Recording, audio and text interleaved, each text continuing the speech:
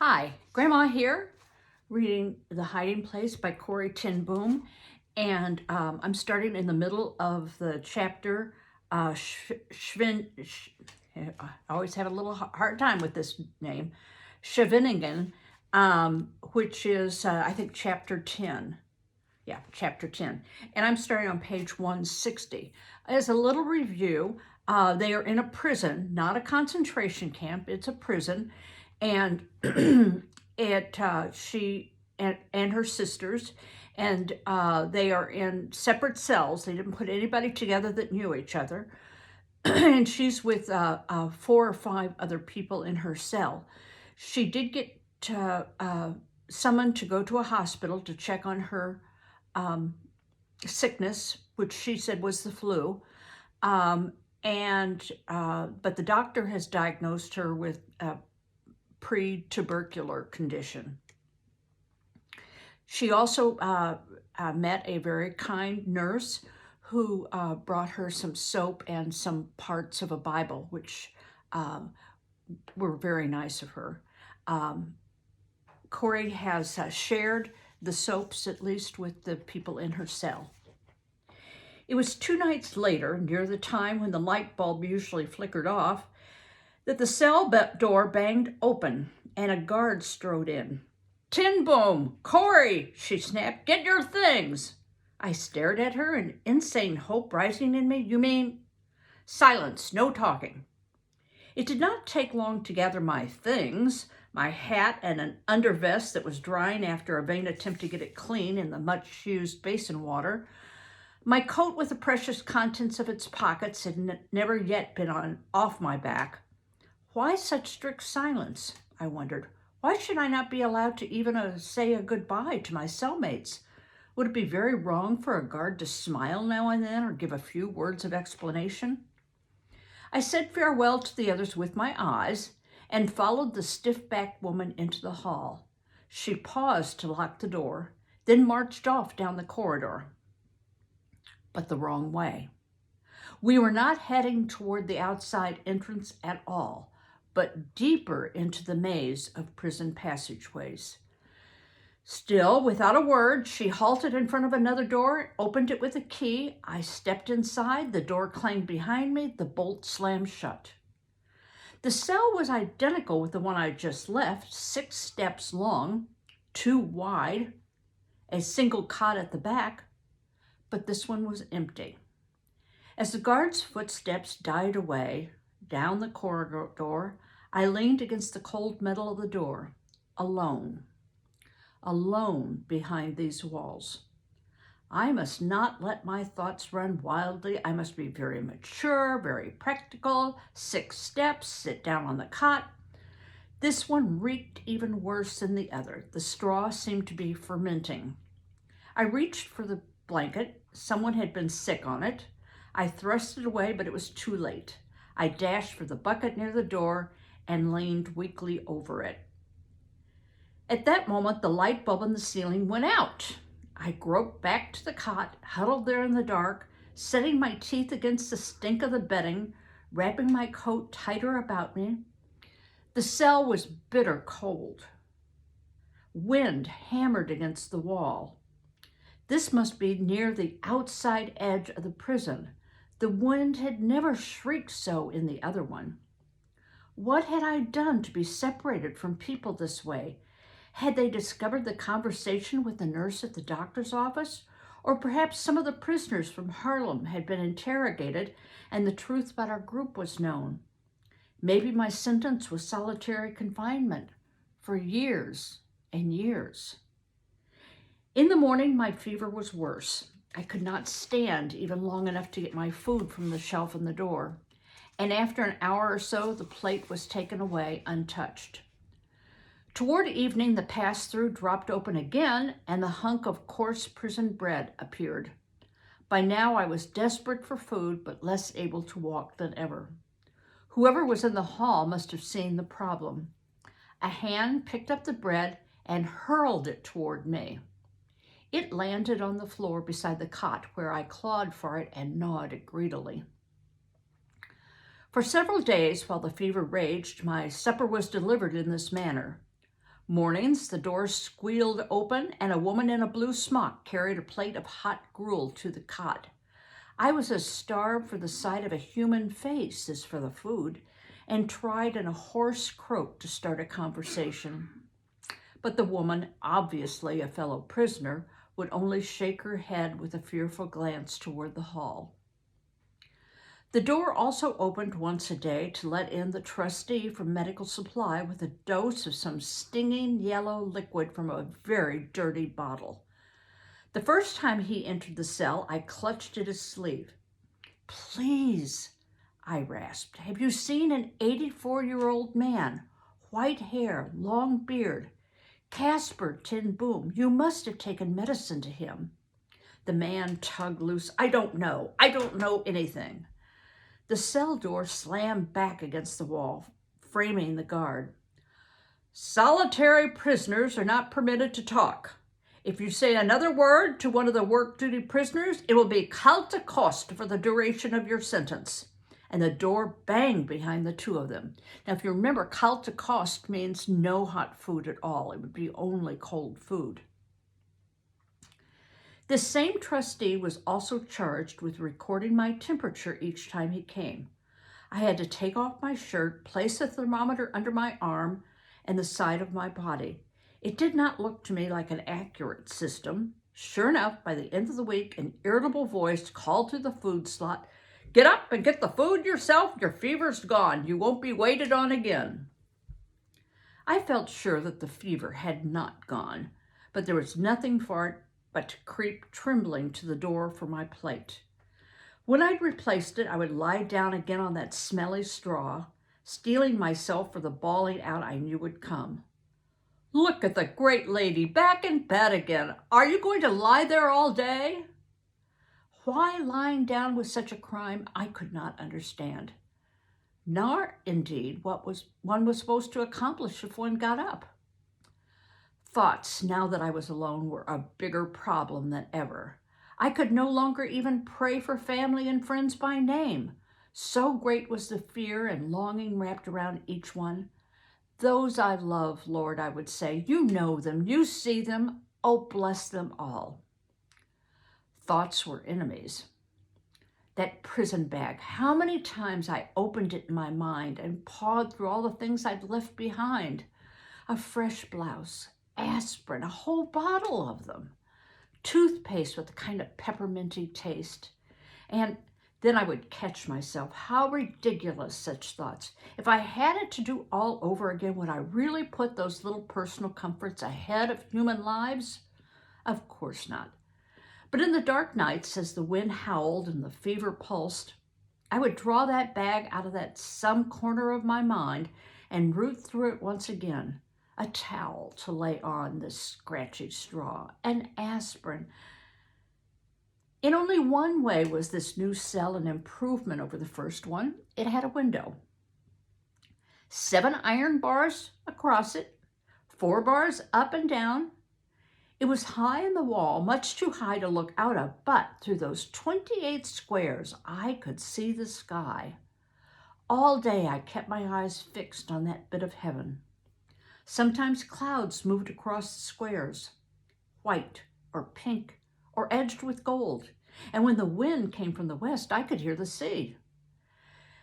Best of all, for nearly an hour each day, gradually lengthening as the spring sun rose higher, a shaft of checkered light streamed into the dark little room.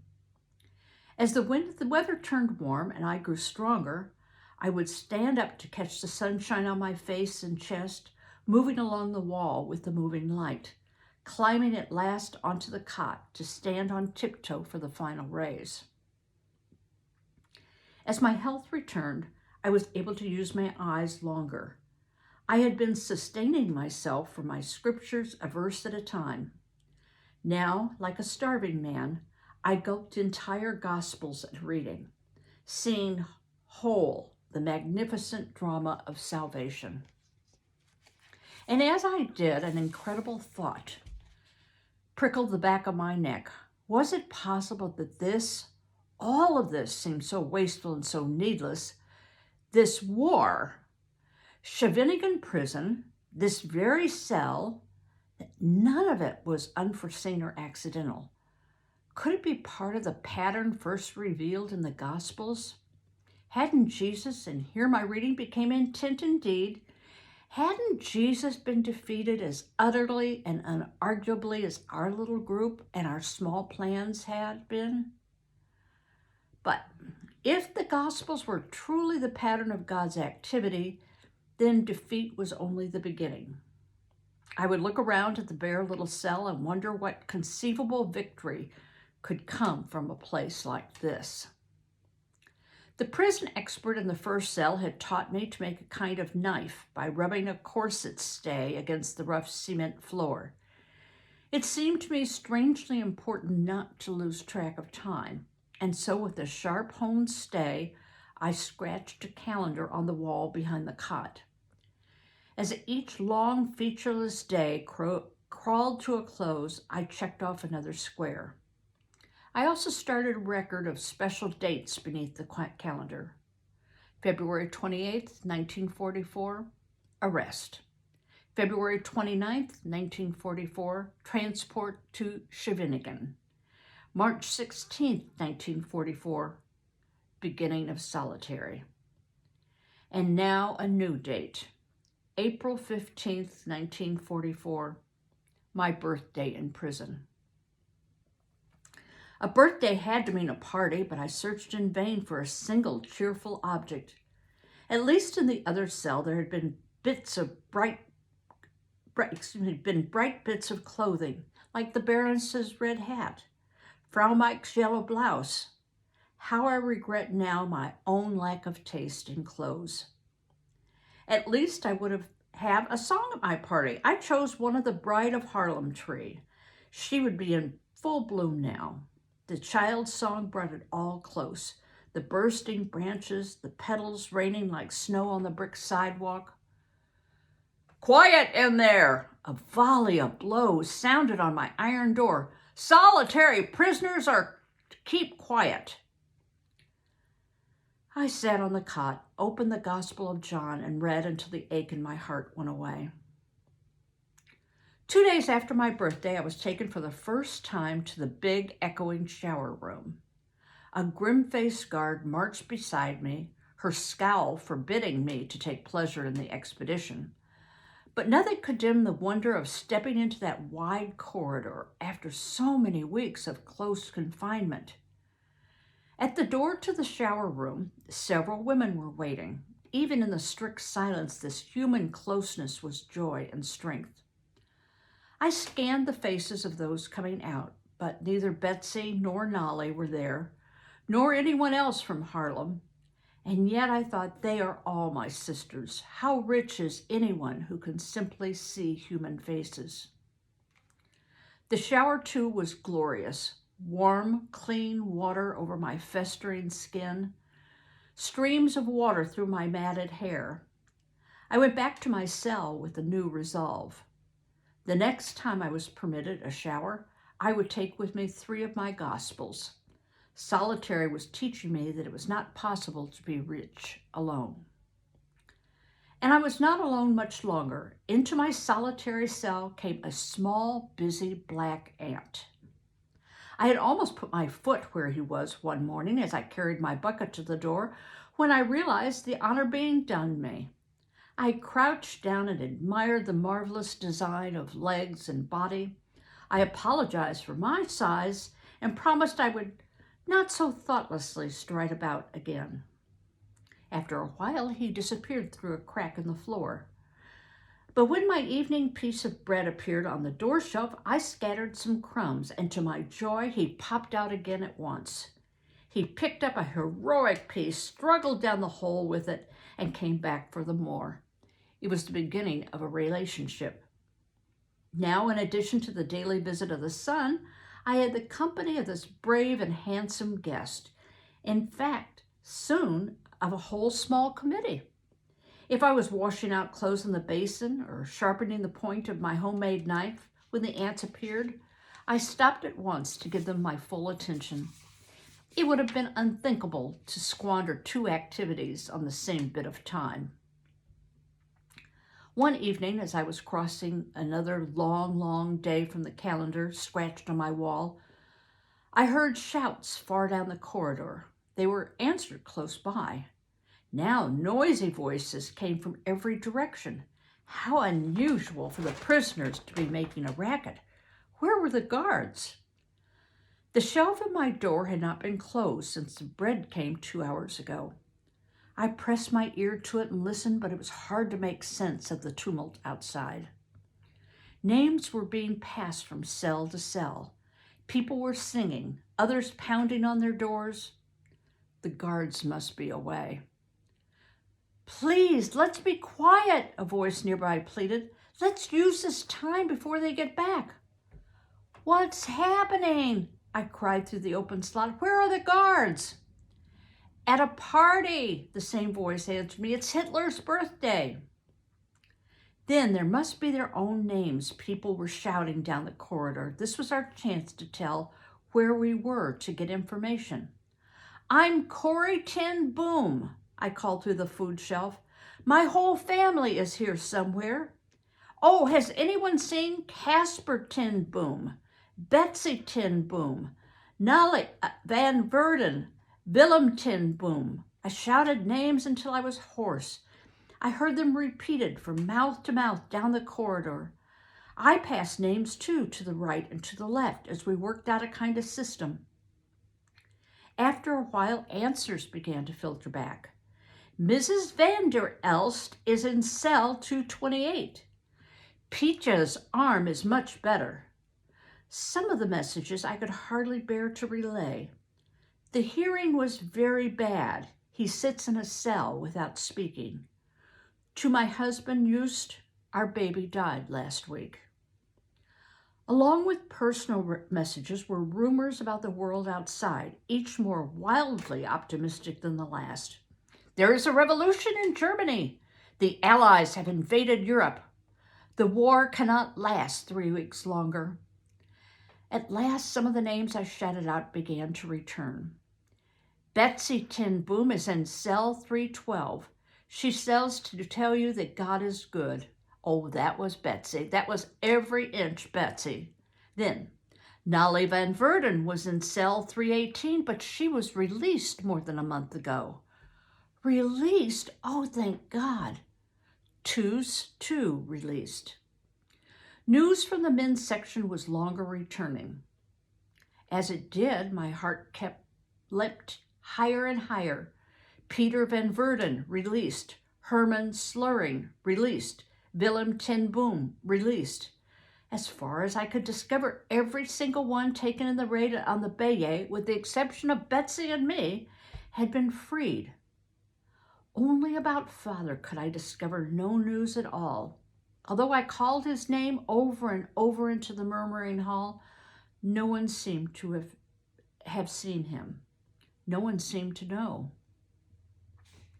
It was perhaps a week later that my cell door opened and a prison trustee tossed a package wrapped in brown paper onto the floor.